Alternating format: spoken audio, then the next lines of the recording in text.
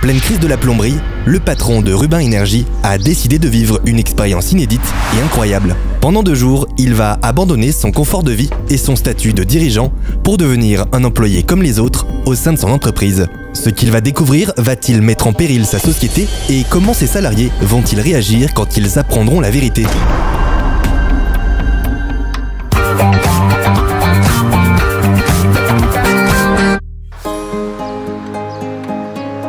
Ça fait 40 ans que l'entreprise Rubin existe et j'ai l'impression qu'on travaille de plus en plus pour gagner de moins en moins.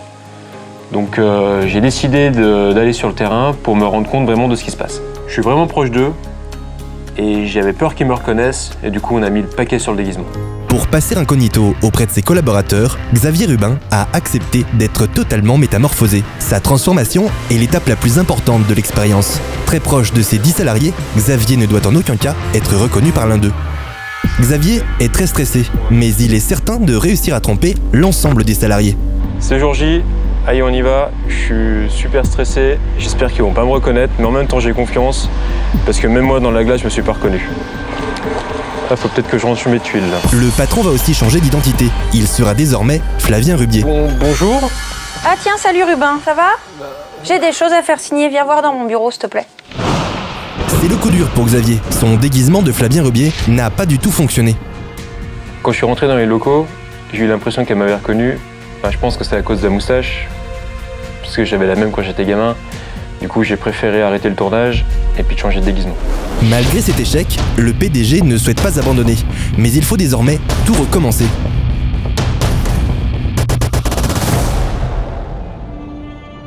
C'est le deuxième jour J, je suis encore plus stressé. Mais je suis plutôt confiant, je me suis regardé dans le rétroviseur et je me suis pas reconnu. Allez, on y va. Il faut vraiment que je range ces tuiles. Cette fois-ci, il n'a plus le choix. Son déguisement doit absolument être convaincant. Bonjour. Bonjour monsieur, je peux vous renseigner? Oui, je suis Flavien Rubier et je suis le nouveau stagiaire. D'accord, il faudrait passer à l'atelier s'il vous plaît. Le subterfuge semble avoir porté ses fruits. L'expérience est bel et bien partie. Bonjour madame. Bonjour monsieur. Je viens de voir le nouveau stagiaire, mais qu'est-ce qu'il est moche. Le premier défi de la journée, c'est d'être formé par Didier, le magasinier le plus expérimenté de l'entrepôt. Bonjour. Bonjour. Flavien Rubier, nouveau stagiaire. Enchanté, Didier. Voilà, je réceptionne du matériel. Donc, il y a un protocole. C'est vu avec Rubin. On est les meilleurs potes du monde. Quand on en réceptionne, on en compte 80% pour la boîte, 20% pour moi. Ça, il est au courant, ça? Oui, ça c'est entendu. Parle-en pas, mais c'est bon. Ok, d'accord. Je lui ai montré un peu comment ça marchait, comment je fonctionnais. On réceptionne et après on range. Le patron reste sans voix. Le choc est violent et le stress vient soudainement de monter d'un cran. C'est vrai que j'étais un peu quand même surpris de sa façon de ranger. Bon, par contre, il s'est bien ouvert à moi et je pense que j'ai pas été reconnu, donc ça c'est top ça. Et t'en fais quoi de toutes ces pièces du coup? J'ai une petite boîte en Suisse. Ça me permet de faire un vrai salaire, parce que c'est pas avec ce qu'ils nous donnent ici qu'on arrive à s'en sortir. Voilà. Mais du coup, tu les revends? À qui? Je la revends à Rubin, ce qui fait que... Par le biais de ta boîte? Par le biais de ma boîte, bien sûr, ouais. On met 80% à peu près ici, 20% je les garde, je les stocke, je les revends à Rubin, avec un prix défiant toute concurrence. Tout le monde est gagnant. Et du coup, quand tu dis que vous êtes les meilleurs potes... J'ai mangé chez lui, avec sa famille. Non, on est super proches, ouais, super proches. D'accord, ah ouais. On se connaît tellement bien qu'on n'a pas besoin de se dire les choses. Il est venu une fois à la maison avec toute l'équipe faire un barbecue. Quand il a dit que c'était mon meilleur ami, j'ai cru qu'il allait me reconnaître. Et du coup, si vous êtes vraiment meilleurs potes, pourquoi tu lui as pas demandé d'avoir un meilleur salaire? Je lui ai demandé. Et ben, il se trouve qu'il m'a dit de faire comme ça. Bon, après, ça me regarde pas. Hein. Parfait. Du coup, tu veux que je fasse quoi? Je peux t'aider? Ah bah oui, bien, bonne idée. Didier ne veut pas perdre de temps et souhaite profiter de l'aide de son nouveau stagiaire. Faut que ça aille plus vite là. Hein. Nous, on a 2000 pièces par jour à passer. Hein. 2000 pièces? 2000 pièces par jour à passer. Hein. La cadence est impressionnante. Je lui ai dit de se dépêcher parce qu'il allait pas vite et ici on a une cadence à tenir et mon deuxième salaire il allait pas se faire tout seul. C'est bien, c'est bien. Notre patron profite de la situation pour glisser quelques questions. Du coup avec tous ces stocks, tu es capable de savoir où t'en es? Non, mais pour Rubin, tant qu'il y en a, tout va. Ça va. Ok. Je m'arrange pour que toutes les caisses soient pleines, comme ça fait illusion, tout est bien géré, alors que j'ai aucune idée de ce qu'on passe ici. Aucune. À l'atelier, aucun répit n'est permis et les nouvelles propriétés de Didier doivent être rapidement déstockées. Il y a un truc qui est très clair avec Rubin, c'est que ça c'est son dépôt. Donc toutes les pièces que j'ai prises ne doivent pas rester là. Donc aide-moi, prends le gros carton et viens m'aider. Didier ne manque pas d'idées pour solliciter Xavier. Tiens, attends, viens voir, on va aller prendre chacun une tuile. Rubin nous a dit que c'était bon, on pouvait les prendre. Ah. Ça aussi c'est entendu alors? Oui, t'inquiète. Ok. Je suis en train de refaire mon toit, j'ai vu qu'il y avait des tuiles, donc j'en prends une par jour. De toute façon, personne ne sait combien il y en a, et puis je pense que Rubin, ça l'arrange. On est allé prendre chacun une tuile pour y mettre dans le pick-up, et du coup, j'ai pas besoin d'y ranger, elles vont se ranger toutes seules. Fais gaffe, hein, surtout, casse pas, là. Belle voiture, ça. Rubin, il est sympa, hein. Il me laisse son pick-up, en tout cas, il laisse les clés quand il n'est pas là, c'est bien qu'il me fait confiance. Je me demandais pourquoi mon pick-up il consommait énormément, mais au final, je suis rassuré, maintenant je sais que c'est lui qui la prend.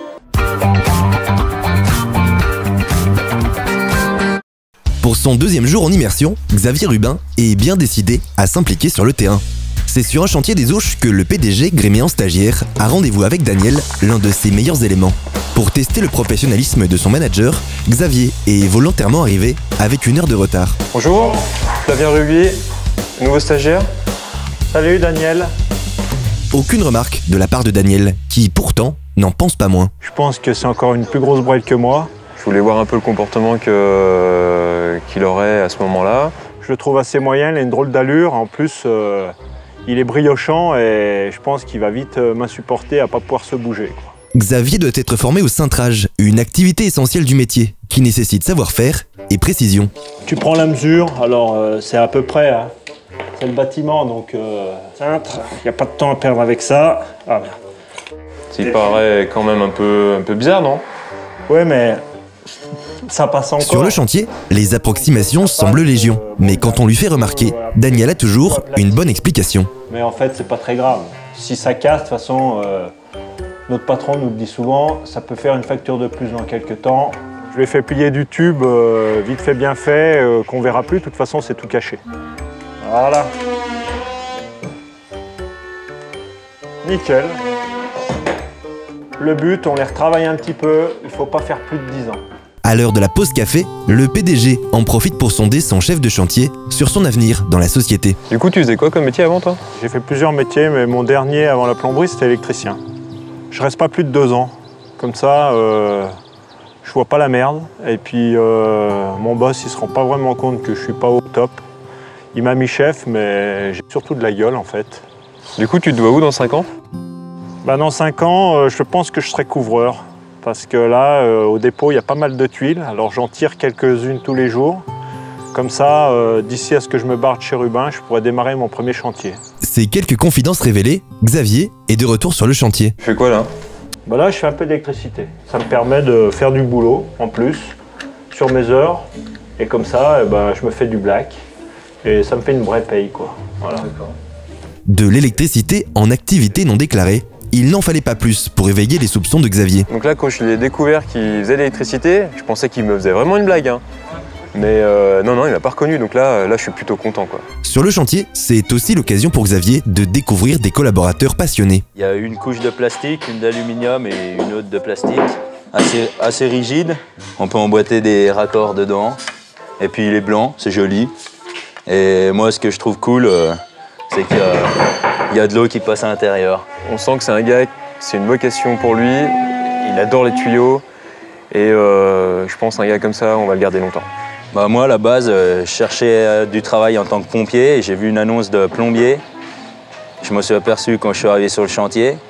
Mais ça ne me dérange pas, ça me plaît, il y a de l'eau.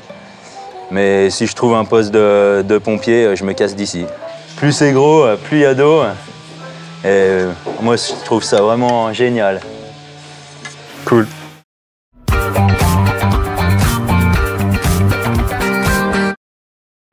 À l'issue de ces 2 jours d'immersion, Xavier Rubin a convoqué dans son bureau les 2 salariés avec lesquels il a le plus partagé.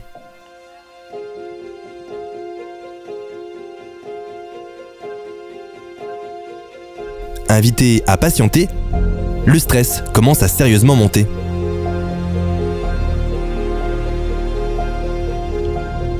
Arrivés au siège social, ils n'ont aucune idée de la raison pour laquelle ils ont été conviés. Bonjour Daniel. Bonjour Xavier. Assieds-toi.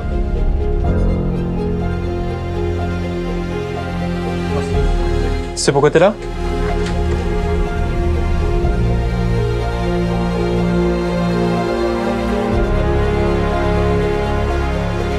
Bonjour. Pardon. Bonjour. Assieds-toi. Bonjour, merci. Tu sais pourquoi t'es là, Didier? Tu voulais qu'on aille manger ensemble? Non? Non, pas vraiment. Tu sais pourquoi t'es là? Non. Pas vraiment? Non, je suis pas... Non, pas du tout. C'est moi, Flavien. Écoute, je peux tout expliquer. D'accord. Pas reconnu. Non mais tu m'as pas reconnu?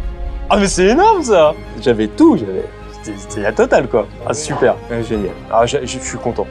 Moi ce que j'aimerais te proposer, parce que je vois que t'es un gars bien, consciencieux, t'as le sens du commerce, et du coup j'aimerais te faire une proposition de prendre la direction des achats. Écoute, faut que je réfléchisse. J'aurai la carte bancaire de la boîte? Mais bien sûr, open bar. Bon, eh ben ok. Super. Je suis ravi. Très bien. À bientôt. Au revoir. Bisous.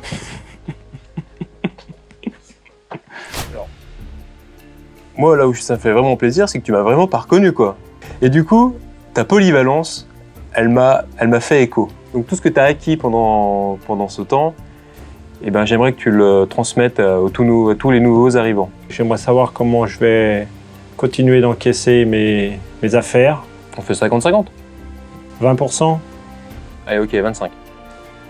Alors 25, j'accepte. Super. Et je reste. Tu m'as pas reconnu, vraiment? Vraiment pas. C'est énorme. C'était une expérience incroyable. De me rendre compte qu'avec un simple déguisement, personne ne m'a reconnu.